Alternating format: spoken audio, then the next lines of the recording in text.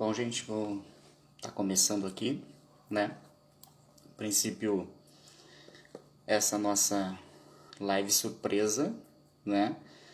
Eu estava aqui trabalhando no material que eu vou estar falando um pouco sobre missões amanhã, numa igreja, aqui na cidade de Gravataí, no estado do Rio Grande do Sul. E aí eu decidi fazer essa live, né? A gente está aí nesse projeto de divulgação do meu livro, que é esse aqui, que é o livro Apocalipse, né? Esse é o primeiro livro de uma trilogia. Serão 3 livros no total, né? E apesar do nome do livro, como eu tenho falado nas outras lives, né? Às vezes as pessoas confundem o conteúdo pelo título, né? Então, para você que está lendo, tá vendo aí a gravação, né? Talvez você não conheça direito o nosso trabalho, você que talvez esteja nos conhecendo agora. O que ocorre? O título Apocalipse, ele não era o título inicial do projeto. O projeto inicial desse livro, né? Que acabou tornando-se 3, porque eu vi que ia sair um livro muito grande. Então eu decidi fazer 3 livros, né? Decidi transformar um livro numa trilogia para ficar de fácil acesso para as pessoas, porque hoje em dia as pessoas não têm muito tempo para tá parando para ler um livro desse tamanho, né?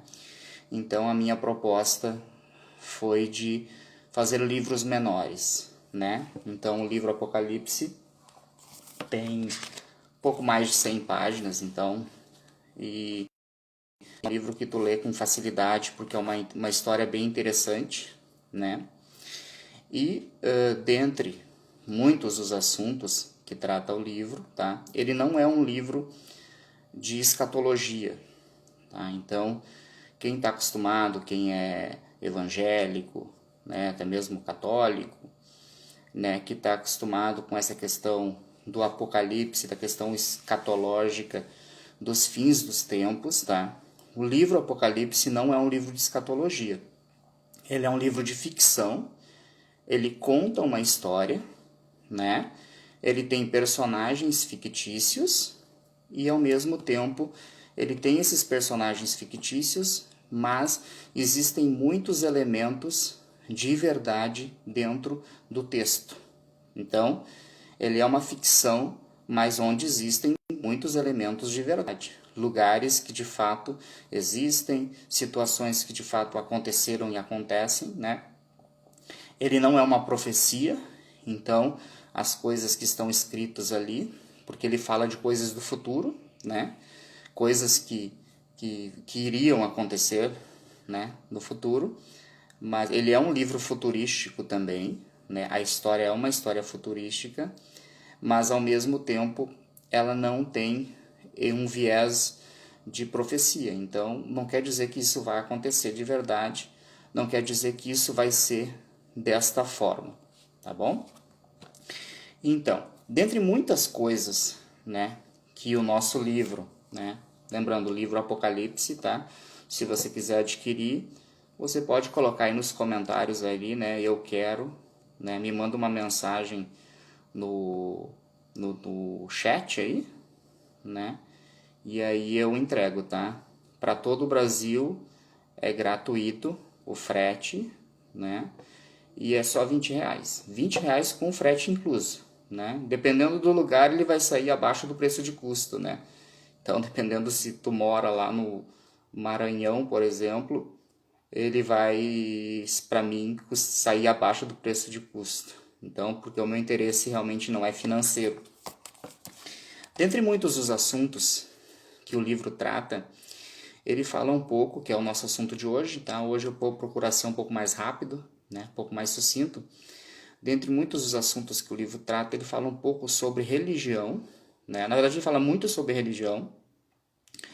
E também ele fala sobre a igreja, né? Ele fala para quem é evangélico, né? Para quem é cristão, o livro fala bastante sobre a igreja, tá? Mas ele traz a igreja sobre alguns aspectos que tentam fugir da religiosidade, se a gente possamos dizer assim. O livro, tá? A história do livro, ela acontece na Itália, tá? Então eu gostaria de falar com vocês um pouco hoje sobre a situação da religião na Itália e sobre a questão da igreja na Itália, né? Todo mundo sabe, né, que a Itália, né, digamos, a sede da Igreja Católica no mundo fica em Roma. Roma, que é a capital da Itália, né? O Papa, ele é o líder da Igreja Católica e, ao mesmo tempo, ele é também um estadista, porque dentro de Roma fica o Estado do Vaticano, que é um país independente, né? Que é governado pelo Papa. Então, o Papa governa a Igreja Católica e ele governa o Estado do Vaticano, que está dentro da Itália, que está dentro da cidade de Roma. É meio diferente, né? E não é só na Itália, existe outro país chamado San Marino também, que é um país independente. Então isso é muito comum na Europa. Existem alguns pequenos países, pequenos de fato, né? Menores que uma cidade, né? Alguns no tamanho de um bairro, que são países independentes dentro de outros países. Na Itália tem San Marino, que é um país independente dentro da Itália, pequeníssimo. E nós temos o Vaticano, que é um país independente dentro da Itália e dentro de Roma, fica dentro de Roma, que é governado pelo Papa. Muitas pessoas acham, por causa que o Papa mora na Itália, que Roma fica na Itália, muitas pessoas acham que os italianos são todos católicos. E isso não é verdade, né? Aquela velha guarda italiana, falando da religião na Itália, as pessoas mais velhas, né? O que não falta é pessoa velha na Itália, é uma população realmente envelhecida e eles vivem muito lá, porque eles têm uma qualidade de vida muito boa, apesar da situação econômica da Itália não ser aquela situação, melhor situação econômica da Europa, mas ela é um país, a Itália é um país que oferece uma qualidade de vida muito boa para as pessoas, e as pessoas vivem muito. Então, não é difícil você encontrar pessoas com mais de 90 anos na rua fazendo de tudo, entendeu? Caminhando, indo no supermercado, vivendo uma vida totalmente ativa, né? Por quê? Por causa da qualidade de vida. Essas pessoas mais velhas, normalmente, elas são católicas, né? Ainda que muitas delas nem frequentem a missa e tal, né? Mas as gerações mais novas, elas não têm aderido ao catolicismo. Então, esse pensamento de que o italiano ele é católico, isso na prática não funciona bem assim. Existe, a maioria da população nominalmente é católica, de fato é, tá? Mas na Itália, se você for conversar com as pessoas na rua, principalmente as pessoas mais jovens, você vai ver que essas pessoas não se perguntar, você é católico, você vai na missa, elas vão dizer que não. Elas são, a maioria, boa parte, tem aderido ao ateísmo, né? Então, existe uma parcela de ateus muito grande na Itália. Então, essa é uma situação da questão da religião, né? A religião que mais cresce na Itália é o islamismo. E isso não é uma novidade, né, no mundo europeu. A religião que mais cresce na maioria dos países da Europa é o islamismo, né? E talvez que mais cresça no mundo. Não conheço bem esse dado porque não estudo muito profundamente a religião islâmica. Mas a religião islâmica está crescendo consideravelmente nos últimos anos na Itália também. Então nós temos católicos, principalmente o pessoal mais velho, nós temos o islamismo que tem crescido, nós temos né, outras religiões, né, como budismo, né, que não tem muita representatividade no país, né? Porém, o que percebe-se, né, é que os jovens italianos, né, a maioria dos jovens italianos tem aderido muito ao ateísmo, né? Então, muitos desses jovens têm se tornado ateus. E algo que é muito forte na Itália é o ocultismo. Então, muitos desses jovens acabam tornando-se ocultistas, né? Acabam se tornando satanistas. O satanismo é muito forte na Itália. Muitos desses jovens acabam tornando-se adeptos da feitiçaria, né? A bruxaria na Itália é muito forte, né? E a bruxaria, não estou falando dessas bruxaria piririm-pom-pom, de Wicca, estou falando de alta magia mesmo, de bruxaria pesada. Lá eles chamam de estrigueria, né? Que é a estriga, né? Que é aquela bruxaria antiga, lá dos etruscos, né? Que vem lá antes de Roma, né? Então, que é uma mescla, né? De alguns tipos de crenças da antiguidade, misturado com misturas de outras culturas e tal. E é um negócio bem pesado. Então a bruxaria na Itália é algo bem presente nos dias atuais. Não é coisa da época da Inquisição. Tinha na época da Inquisição, de fato tinha, né? Muitos foram queimados, inclusive, né? Muitas mulheres. Tem uma cidade no norte da Itália, mais pro lado da França ali, porque a Itália faz divisa com a França. Tem uma cidade que é a cidade que chama que é a cidade das bruxas, que lá em 1500 e pouco a Igreja Católica acabou, através da Inquisição, queimando muitas mulheres que eram chamadas de bruxas e tal. Isso não é nenhuma novidade também, né?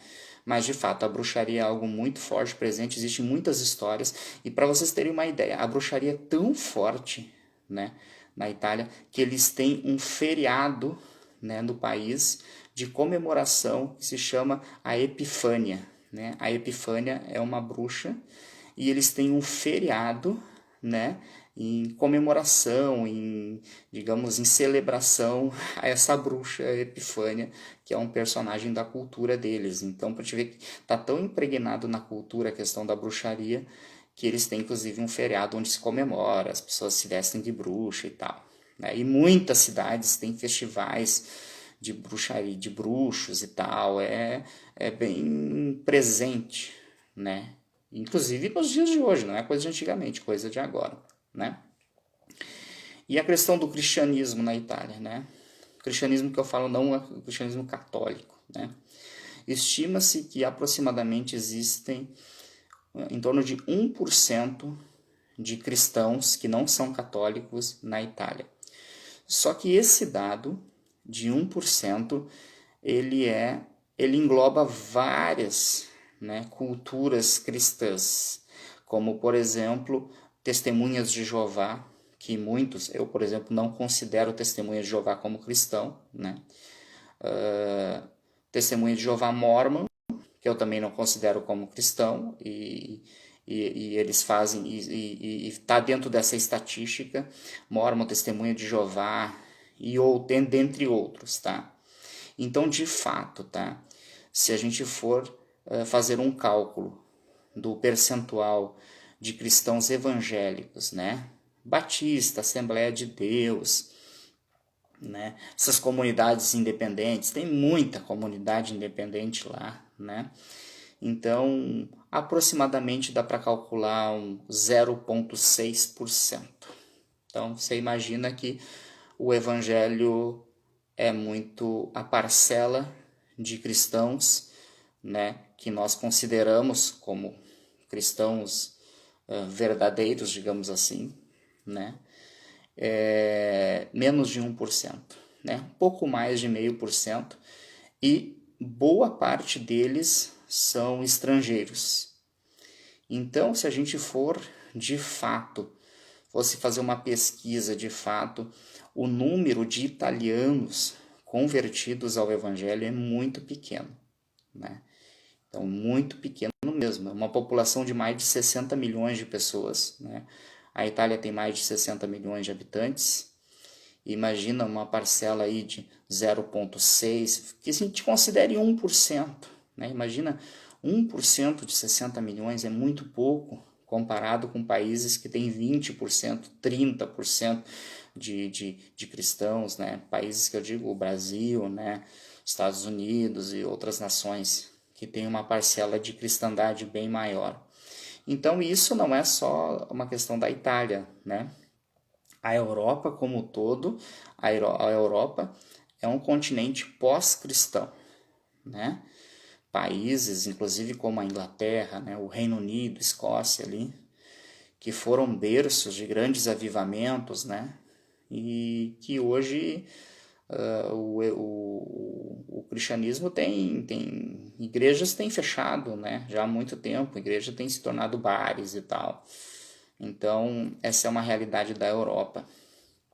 Então, o percentual de cristãos evangélicos na Itália é muito pequeno, né?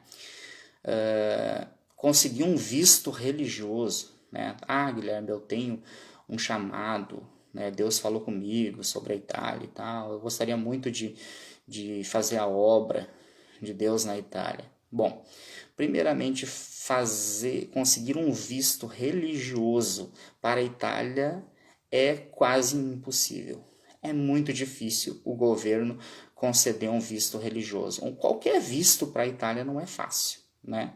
A menos que você tenha alguém por trás que te ajude, né? Então, um visto religioso você vai precisar de uma instituição muito bem estruturada para que te consiga um visto religioso, principalmente se você não é católico, porque a Igreja Católica, de fato, exerce uma influência importante no país.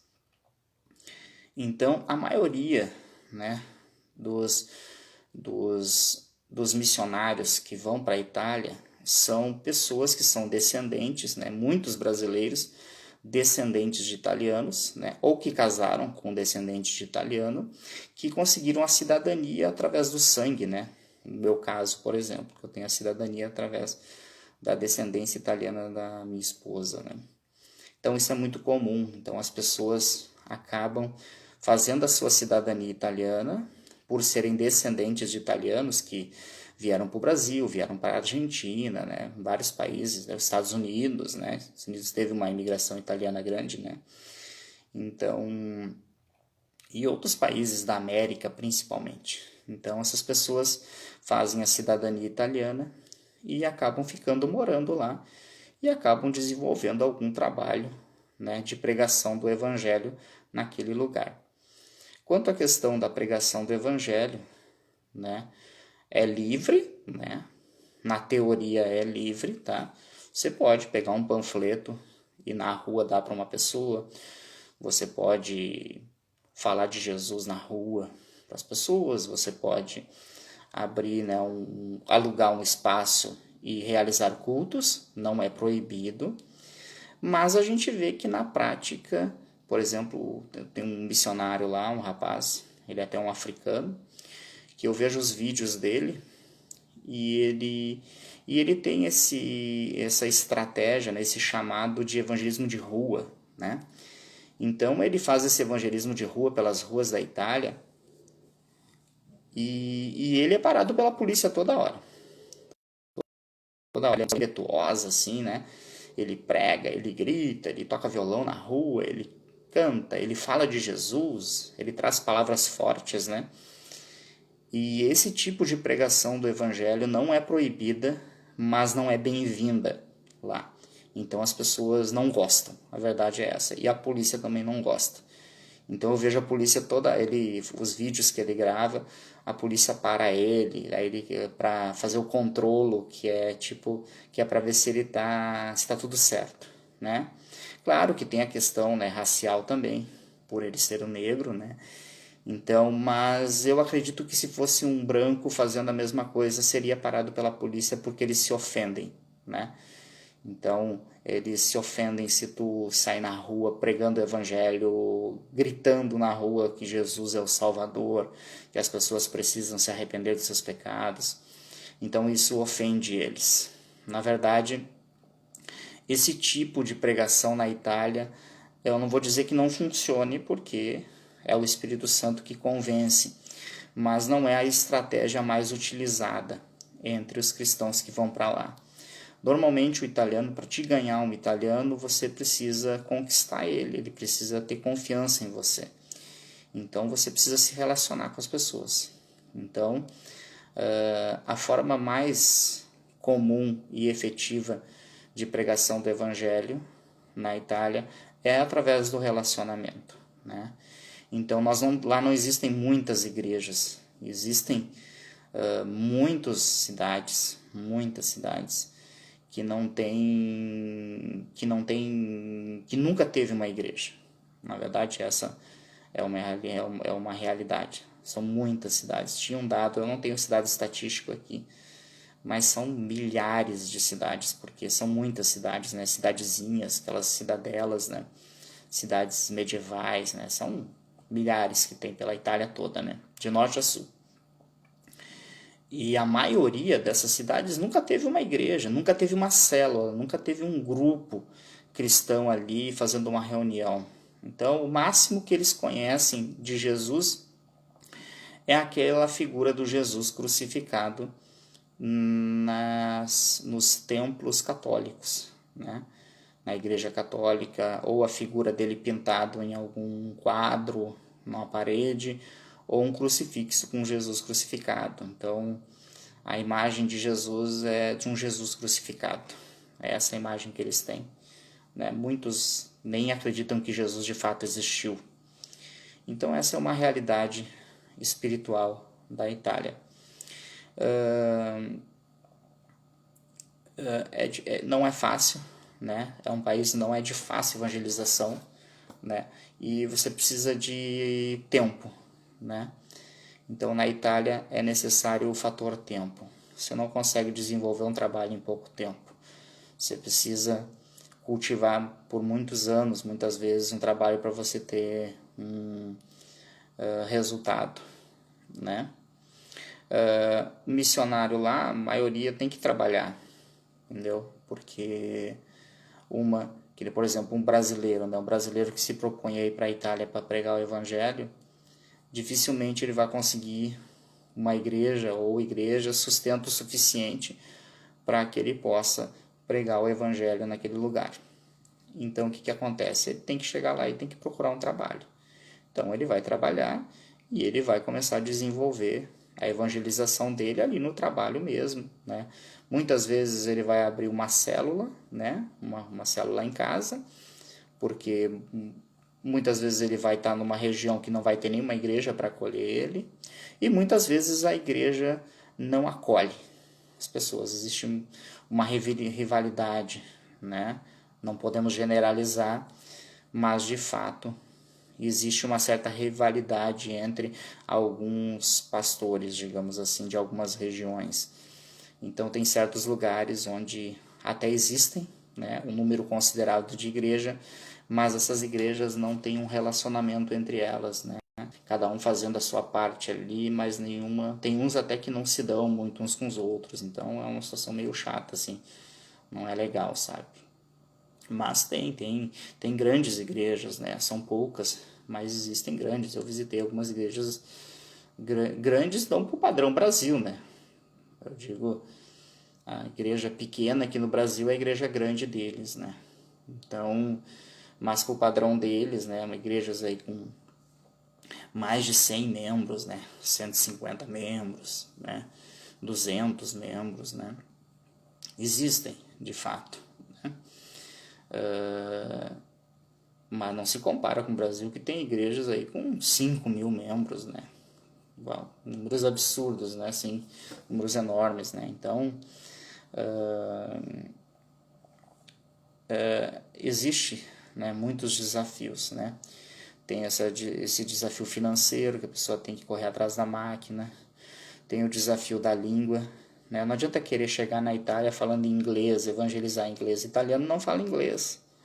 Então precisa aprender o italiano, né? A questão da cultura, eles têm questões culturais fortes, né?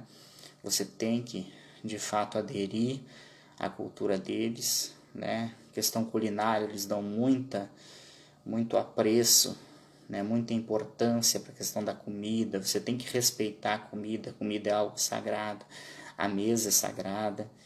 Então, o café, eles dão muita importância para o café. Então, né, tomar um café, ir para o bar, né? Aqui a gente toma, no Brasil a gente toma um café na padaria, né? Ou agora tem esses cafés gourmets.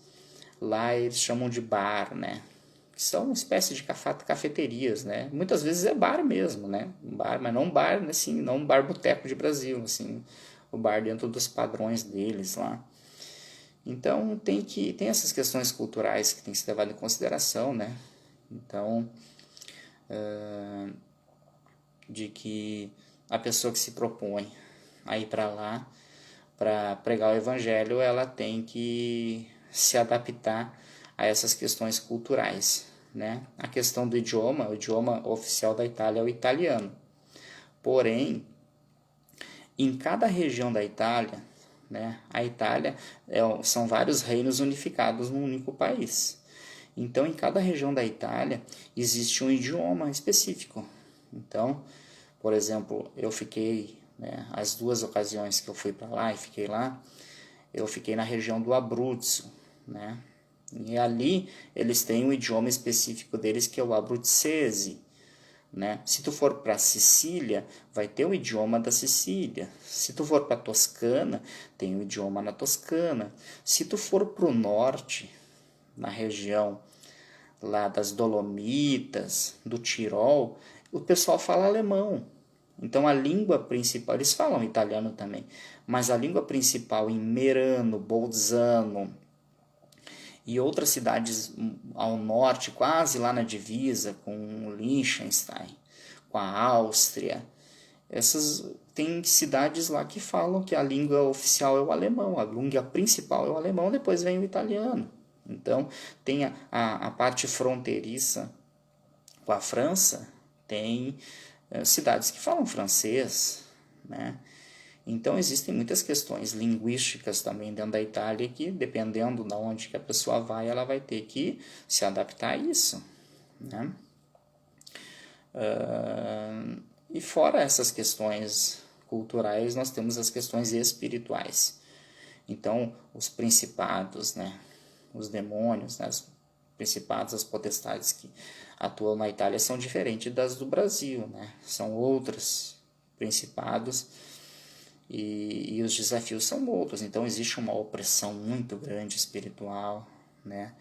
Existem problemas claramente espirituais naquela nação, e aí são coisas que a pessoa que se propõe a ir para lá para desenvolver um trabalho, né, de evangelização, de pregação, de apoio à igreja, de ensino, essa pessoa ela vai ter que aprender a lidar com essas forças que são forças muitas vezes poderosas, né? Existem muitos relatos, né? Eu conheci pessoas que sofreram inclusive acidentes de trânsito gravíssimos, né?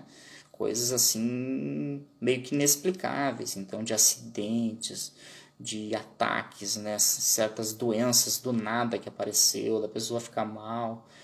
Então, são coisas que de fato o mundo espiritual lá, né, a opressão espiritual é forte, entendeu?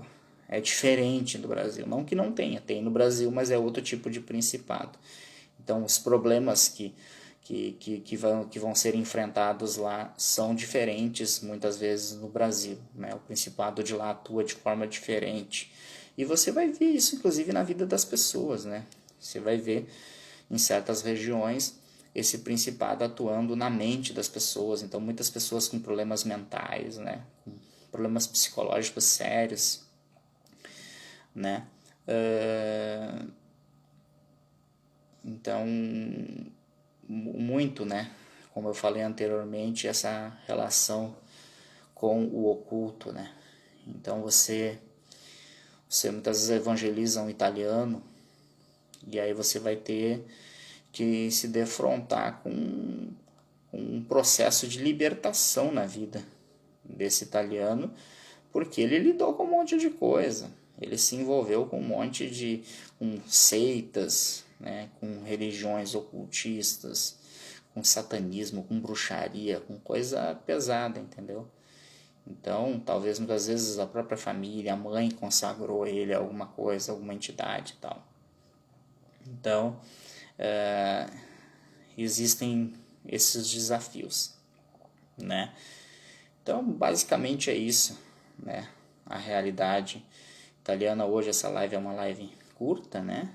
Então, é um país, é uma live mais direcionada, né, para o cristão mesmo, né? Então, não que a pessoa, né, muitas pessoas que me seguem, me acompanham, não são cristãs, e o conhecimento é conhecimento, é importante que você conheça, né? Ainda que você não seja evangélica, ou que você não seja católica, talvez você é espírita, talvez você é um bandista, talvez você seja um budista, né, ou um ateu, é importante que você conheça, né? Porque eu vejo muitas vezes as pessoas criticando, e eu fazia isso, né? As pessoas criticam aquilo que não conhecem, né? E muitas vezes porque vê um estereótipo que muitas vezes não corresponde com a realidade. Então é importante o conhecimento das coisas, né? É importante, antes de julgar algo, que a gente possa conhecer essa coisa para que a gente possa julgar com sabedoria, com inteligência, e não venha julgar assim por julgar, né? Então, para os cristãos, né, que nos assistem principalmente, né? Então, é um país, né, para ser orado, né? Então, sei que existem muitas pessoas com chamado missionário para a Itália, para a Europa, para alguns países da Europa, o leste europeu, que é um lugar muito necessitado, né? Então, existe uma necessidade de oração muito grande. Então, ir para a Itália ou para a Europa com o intuito de desenvolver um trabalho missionário, um trabalho de evangelização, tem que ser realmente algo direcionado por Deus. Então, turismo, você vai para lá para fazer turismo, entendeu? Você não precisa morar lá para fazer turismo. Então, é bom separar bem as coisas. Uma coisa é turismo, outra coisa é qualidade de vida e outra coisa é a pregação do evangelho, né?